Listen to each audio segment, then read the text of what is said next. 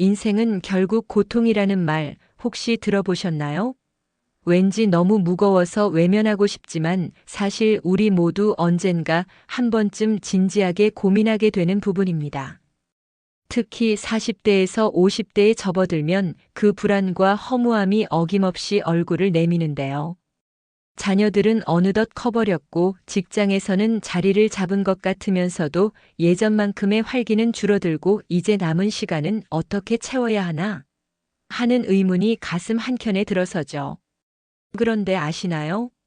이 지점에서 고독의 가치를 알게 되면 삶을 바라보는 시야가 아주 색다르게 바뀔 수 있습니다. 고독하면 왠지 쓸쓸하고 우울하기만 한 이미지가 떠오르기 마련이지만 실제로 가장 힘든 순간을 견뎌내고 또 새로운 길을 찾는 데에 결정적인 열쇠가 되곤 합니다. 혹시 지금 과연 그게 뭔데? 싶으시다면 끝까지 이 영상을 놓치지 마세요. 일상에서 반복되는 고민과 공허를 조금이라도 덜어낼 방법을 소개해 드리겠습니다. 여기서 스킵하시면 고독이 줄 수 있는 놀라운 깨달음을 놓쳐버릴지도 몰라요. 지금부터 시작해 볼까요? 이럴 때 주위에선 가끔 현실적인 조언을 던져줍니다. 운동을 해라, 자기 개발을 더 해라, 마음을 비워라. 물론 도움이 되긴 합니다. 하지만 마음 한구석에선 정말 이렇게 하는 게 맞긴 한 걸까 하는 의문이 사라지지 않습니다. 독일의 철학자 쇼펜하우어는 인생을 고통과 지루함 사이를 오락가락하는 상태라고 보았는데 그 말이 어쩌면 우리 중년의 모습과도 닮았습니다. 한편으론 계속되는 욕구와 결핍 때문에 고통스럽고 또 한편으론 이제 할 만큼 했다고 생각되지만 금세 지루함이 찾아옵니다. 삶을 더 채우려 해도 결핍이 생기고 어느 정도 얻었다고 느끼면 바로 지루함이 엄습하는 셈이죠.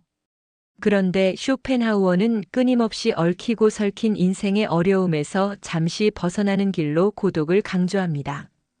흔히 고독이라 하면 불안함, 외로움, 심지어 우울처럼 부정적인 상상을 먼저 하게 됩니다. 한국 사회에서는 혼자 지내거나 혼자 밥을 먹는 일이 대체로 쓸쓸한 모습으로 여겨지기도 합니다. 그러나 이 철학자는 오히려 고독을 통해 내면을 들여다볼 수 있다고 말합니다. 주위 평판이나 책임감, 눈치에서 잠시 떠나 자기 자신을 바라보는 행위가 결국 삶을 한 단계 성숙하게 만든다는 뜻이죠. 특히 40대에서 50대에 이르면 가정이건 직장이건 경력이 쌓이면서 동시에 새로운 부담들도 쏟아집니다. 자녀 진로나 결혼, 노부모님 돌봄, 나아가 자신의 건강 문제나 은퇴 이후의 삶까지 생각하다 보면 혼자 고요히 사색할 시간이 부족해지기 쉽습니다. 몇몇 분들은 바빠 죽겠는데 무슨 고독을 즐기냐라고 말하기도 합니다. 하지만 아이러니하게도 바삐 달리는 순간일수록 더더욱 내면에 집중하고 잠시 멈춰볼 필요가 있습니다. 생각 없이 휘말리며 달리다 보면 결국 정신적 여유가 사라져버리고 그 빈틈을 불안과 번아웃이 파고들기 때문입니다. 여기서 쇼펜하우어가 자주 인용하는 비유로 고슴도치 딜레마가 있습니다. 고슴도치 두 마리가 추위를 피해 서로 몸을 가까이 붙이려다가 가시에 찔려 서로를 아프게 하는 모습이 인간관계에도 그대로 적용된다는 거죠. 너무 가까이 붙으면 서로를 해치고 너무 멀어지면 외로워진다는 깨달음입니다. 사람 사이에서도 이 균형을 지키기가 몹시 어려운데 중년이 되면 후배나 자녀, 부모, 배우자, 직장 상사와 부하 직원 등 정말 다양한 관계 속에서 갈등이 일어납니다. 누군가는 무조건 희생하고 배려하는 게 미덕이라고 말하지만 그렇게 하다 보면 자신은 소진되고 상대와의 관계도 깨끗이 유지되지 못하는 경우가 많습니다. 그래서 적정 거리를 찾는 과정이 필요한데 그 핵심이 일정 부분에서의 고독과 나 자신과의 대화입니다. 우선 잠시 혼자만의 시간, 혼자만의 공간을 가져보는 거죠. 주말 아침 혹은 평일 밤 30분에서 1시간이라도 책을 읽거나 산책을 하며 내 생각에 집중해보면 의외로 마음속 갈등이 조금씩 정리됩니다. 관성적으로 굴러가던 고민들이 정돈되는 경험을 하게 됩니다. 처음에는 어색할 수도 있습니다. 스스로에게 말을 걸거나 일기장을 펴고 한 줄이라도 써내려가는 일이 쉬운 일은 아니죠. 하지만 해보면 생각보다 자기 목소리가 분명히 들릴 때가 있습니다. 그것이 나를 가꾸는 첫걸음이 됩니다.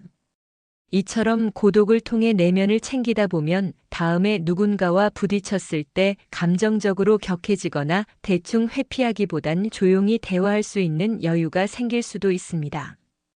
가족이나 친구에게도 조금만 기다려달라, 내 생각을 정리하고 이야기하자 하며 물러설 줄 알게 되고, 이게 바로 중년 이후의 인간관계를 덜 상처 입고 끌어나가는 지혜가 될 수 있습니다. 지나친 외로움에 빠져 삶을 회의적으로만 바라보는 건 당연히 피해야 하지만, 아무것도 하지 않고 쉴 새 없이 사람들과 얽혀 지내느라 내 마음이 망가지는 것 또한 경계해야 합니다.